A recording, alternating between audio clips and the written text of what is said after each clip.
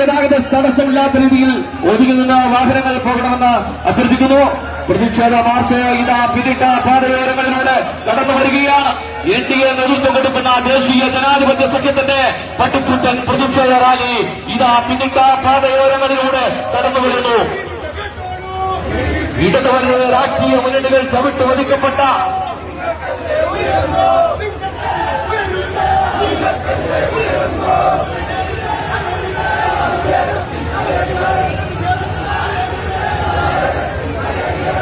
കുന്നത്തുനാടിന്റെ ചരിത്ര പോരാട്ടങ്ങൾക്ക് നേതൃത്വം കൊടുത്തുകൊണ്ട് NDA ദേശീയ ജനാധിപത്യ സഖ്യത്തിന്റെ പോരാട്ടങ്ങളിലേക്ക് ഇതാ കുന്നത്തുനാടിന്റെ നിയോജക മണ്ഡലം കമ്മിറ്റിയുടെ നേതൃത്വത്തിലുള്ള പ്രതിഷേധ മാർച്ച് MLA ഓഫീസിലേക്കുള്ള പ്രതിഷേധ മാർച്ച് ഇതാ കിടന്നുവരികയാണ്.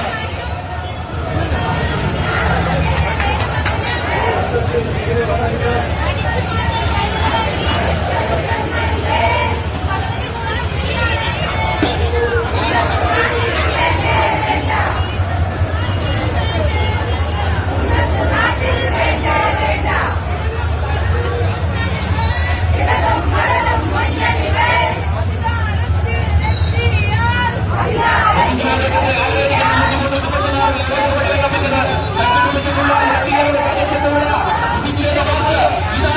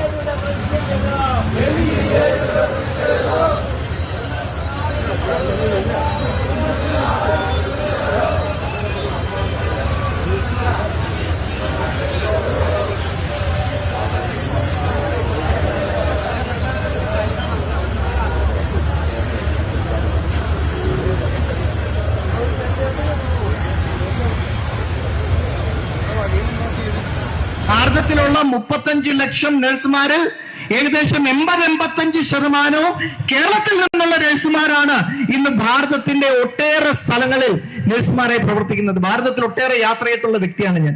ഏതൊരു മുക്കിൽ മൂന്നിൽ പോയാലും, ഭാരതത്തിൽ ഏതൊരു ഭാഗത്ത് പോയാലും, ഏതൊരു കോണിൽ പോയാലും അവിടെ നഴ്സുമാരായിട്ട് പ്രവർത്തിക്കുന്ന കേരളത്തിൽ നിന്നുള്ള പ്രിയപ്പെട്ട അമ്മമാരും സഹോദരിമാരെയും കാണാൻ സാധിക്കും.